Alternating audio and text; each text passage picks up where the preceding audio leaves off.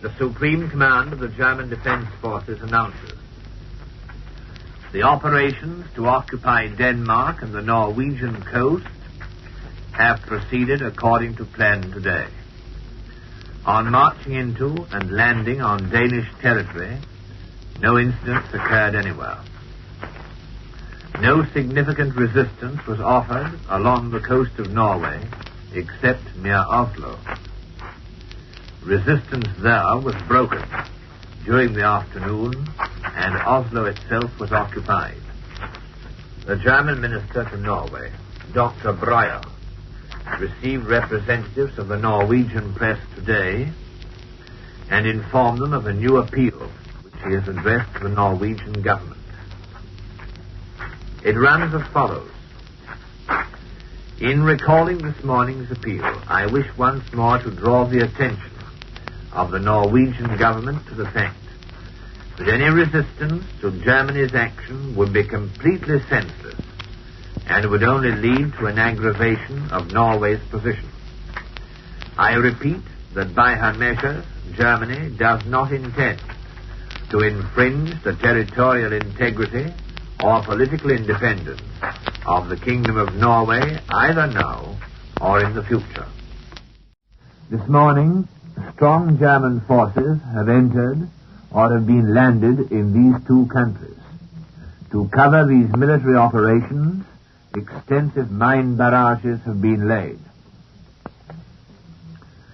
While British and French military experts are still writing articles wondering why Germany has not yet started a blitzkrieg on the Western Front, the lightning-like actions of the German defense forces have informed Mr. Churchill and Monsieur Paul Reynaud that Germany is not prepared to allow Great Britain and France to infest the North Sea, the Arctic Sea, and Northern Europe with further strategic positions like Gibraltar, Malta, and Corsica.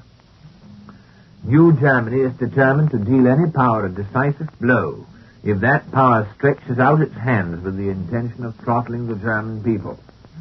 Germany has no quarrels with Denmark or Norway, but Germany has carefully studied the maritime history of Great Britain. She remembers Copenhagen in 1807. She remembers the seizing of Malta and Gibraltar. She remembers the bombardment of Alexandria in 1882, and she has not forgotten that England and France were making preparations to occupy the Balearic Islands during the Spanish Civil War. That attempt was frustrated by Italian watchfulness. Germany has for months been just as observant and alive to the danger which threatens all strategical points in Northern Europe that might serve as naval or air force bases for Great Britain and France in their war of destruction against Germany. Mr. Winston Churchill knows today that he has no longer any chance of repeating his exploits of Sidney Street in Antwerp, Gallipoli, and Murmansk. That versatile and agile amateur strategist is at last up against a leadership and a defense force of a people keyed up to a maximum of activity and having achieved the acme of technical perfection. They do not have to discuss the blitzkrieg as a theoretical problem because they are the human embodiment of that cleansing atmospheric phenomenon, the thunderstorm, which dispels the sultry atmosphere of intrigues and conspiracies, of political crime and of indifference to human suffering. German motorized troops and tanks which crossed the German-Danish frontier near Flensburg and Tondern at 5:15 a.m. this morning are now on their way north via Apenrade and Esbjerg. Today at dawn, German troops landed near Middelfart on the Little Belt and occupied the bridge over the Little Belt. German naval forces have entered the Great Belt and landed troops at Korsør and Nyborg. German troops and a German armored train have crossed the Baltic by ferry from Warnemünde to Gjedse, whence they are advancing northwards. The Vordingborg Bridge, connecting the islands of Zeeland and Falster, was occupied at the same time. At dawn, German troops landed in Copenhagen. The citadel and the wireless station were occupied. Since 8 a.m., the whole town has been in German hands.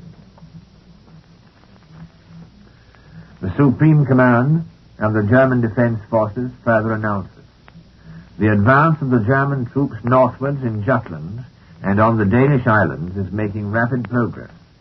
The Danish government has instructed the Danish troops to offer no resistance. The German and Danish military commanders established contact during the morning.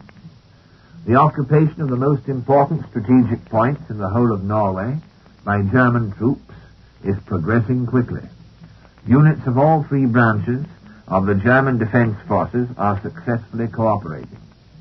At most points, the slight local resistance of Norwegian troops has ceased.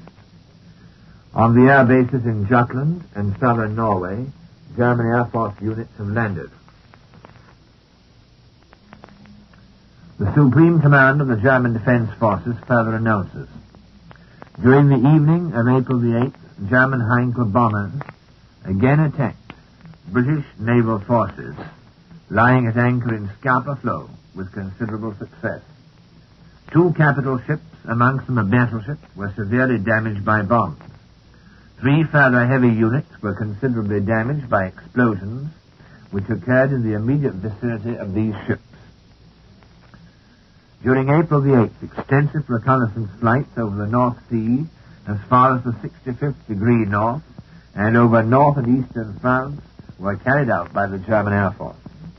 2 British warplanes, a fighter and a Sunderland seaplane, were shot down. 2 German planes are missing. This morning, the German minister in Copenhagen handed to the Danish government a German note explaining the attitude of the German government in regard to the plans of the Allies to extend the war to Scandinavia, and informing it that Germany will ensure the protection of Danish neutrality and of the security of Denmark. As a result of conversations between the German minister and the Danish Prime Minister and Cabinet, the Danish government decided, in consideration of the circumstances, to accept German protection with a diplomatic proviso and to agree to the conditions outlined in the German note. It is reported from Copenhagen that the whole city is perfectly quiet. The Danish authorities have promised their most loyal cooperation.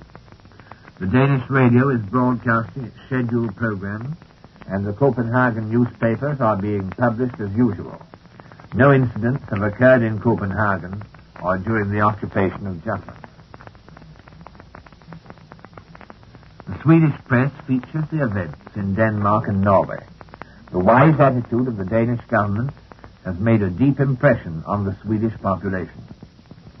Swedish public opinion is convinced that the events in Norway will not lead to a more extensive conflict.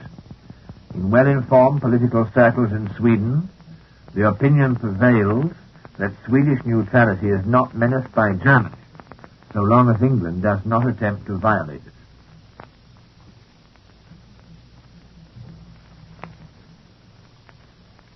Here are the Reichsender Hamburg, Station Bremen 1, Station Bremen 2, and Station DJB. This is the end of our news in English.